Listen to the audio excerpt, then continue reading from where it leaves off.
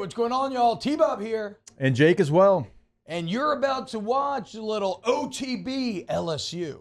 We're going to give you all the latest, greatest between LSU football, baseball, women's basketball, softball, and everything in between. Bottom line, if you want to talk Tigers, keep it locked, subscribe, like it. Okay, so BK met with the media yesterday, Jake, and he was in a very playful mood. Let's start just here with Kelly 1, where he feels this team is entering a bye week and how they're approaching the bye week. I think now we're at that level of making sure we have the right personnel in place. I think we've seen enough now going into week 6 where we're clear on who we want on the field. Now it's working on some of the deeper level things, some of the technical areas that we want to get better at in terms of, some of our run game, some of the technical areas that we want to be better at in terms of pass rush lanes, how we want to click off working inside out on, some of the mesh routes and things like that. So a lot more technical work this week that we'll spend on that will allow us to get better as we get into SEC play. And let's just continue on with Kelly 2 here as he further expounds on what the plans are for this week. This is a young team. We had 6 freshmen on the defensive side of the ball. As you saw, Caden Durham had a great game for us. He's a true freshman. We've got a couple of freshmen on the offensive side of the ball that need to continue to develop. So, we'll practice this week. So a combination of keep developing our football team. And then the second bye week we'll use as much more of a recovery week because, as you know, after this week, we go 7 SEC games in a row. And that's when you'll need some of the recovery. So, Jake, I like this plan in terms, and it's in keeping with what Brian Kelly told you last week, which is that up to this point, we've been rotating a lot of guys. It's been kind of a fact-finding mission, but you're starting to settle in on who's going to be the guys. And I know we talk about it a lot in a sport like basketball, where when you get to the playoffs and you get the games that matter at the end of the season, those rotations shrink. Well, it's the exact same thing here, where he said as much, right? You're not going to see that in SEC play. The guys are going to be the guys. And so now they've kind of figured it out, and now they're able to take advantage of a well-timed bye week to work on the technical aspects that those guys still need to improve on to be as ready as you can be for this Ole Miss game in a couple of weeks. Yeah, what position group do you think maybe he was talking to the most? Like, is there one? I still think it's got to be the safeties and DBs, probably the DBs as a whole, because linebackers played really well. It seems like with Penn and Weeks, they found their way. The D-line continues to be a pleasant surprise.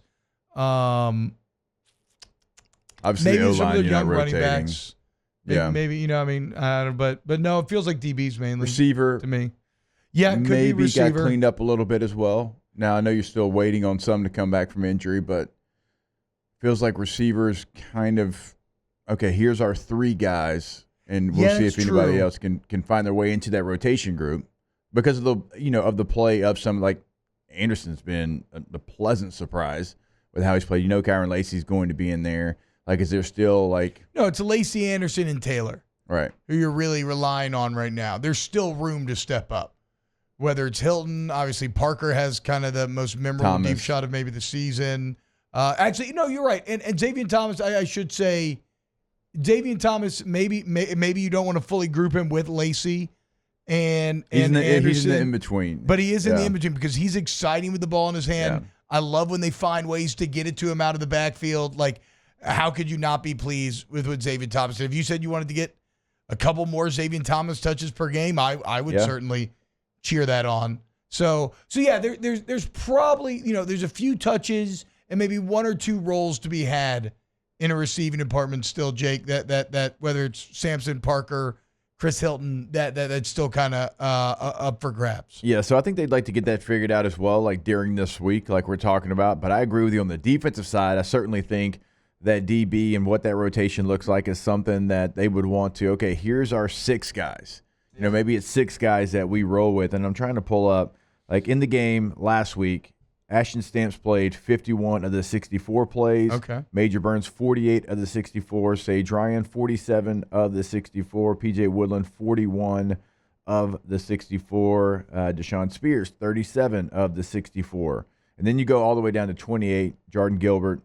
And then J.K. Johnson's kind of in the 25 range, and then everybody else. Kylan Jackson goes down to 15. Jordan Allen goes down to 15. Toviano goes down to 13. So it does feel like Jair Brown only gets 4 snaps. It does feel like they are starting to figure it out. Now, I think the safety, Jordan Gilbert or, Deshaun Spears or Jordan Allen, like that's going to be something to pay attention to because Allen's snaps have actually gone down. Yeah. And if Harold Perkins was still healthy playing the star, Major Burns would be in that safety role. Remember, Allen only came in after Perkins got hurt against UCLA. So I'm not really sure where he stands because he kind of started the season as a starter, and now his playing time's getting less and less. Yeah. Who've they been playing instead of him? Is that Spears? Is that what Spears been playing?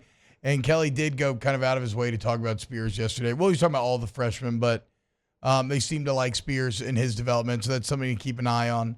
I do have to give Tate an attaboy. What? Because he was on Deshaun Spears pretty early, as soon as he kind of got on campus. Honestly, Taylor's been good 2 camps in a row. He's been pretty good in his player evaluation, couple camps in a row.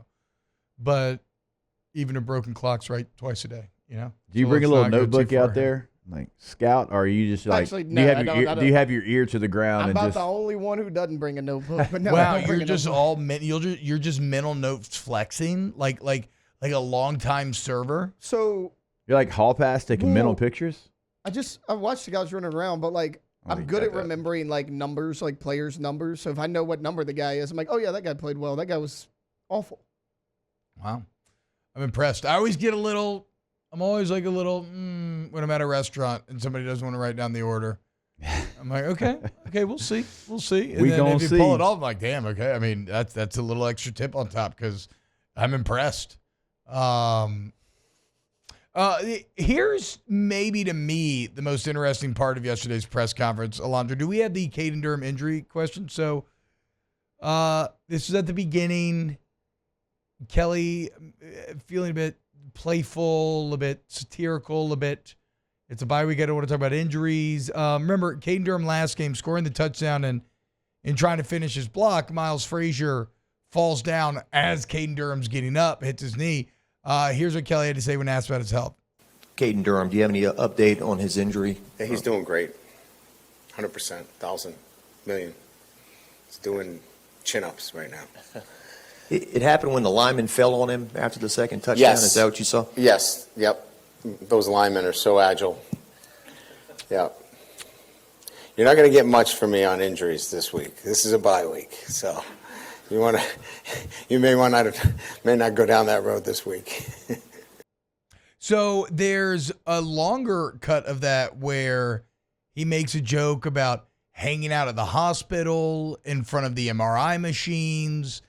And then he was later asked about Durham's availability against Ole Miss, and he kind of tiptoed around it. He danced around a little bit, and he ended up he didn't hard commit, but he said we think we expect to have our players available for the game. So it's interesting to me, Jake, because he's obviously dealing with a bit of kind of muddying up the picture a bit. Yeah. But it's kind of made me look like I thought Caden Durham was fine because he came back and played in that game. Now I'm a little bit like, what exactly is going on here?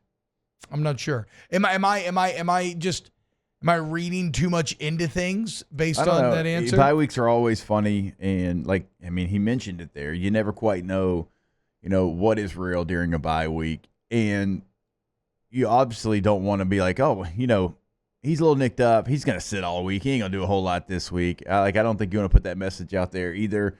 So it just feels like he's kind of going back and forth based off what we saw, and that's all we can go off of. I would expect him to be out there, but yeah, I hope so. You almost wish he's going to be out there. Yeah, I hope so. But either way, it's something I will keep an eye on. And now they will have to actually tell us next week. Right? When is the day that the injury reports are due? Is it Wednesday and Saturday, maybe? Or maybe it's by Friday, something like that. Well, do they have to send one in if it's a bye week? No. Next week. Next week. I'm talking about. I'm Yeah. talking about next week. Well, they'll have to tell us per SEC rules. Wow, Jake, what incredible takes! I mean, those guys, they're just the best. I think so. And if you think so, again, hit the like button, subscribe, ring the bell so you get notifications when we post every single day here on OTB LSU.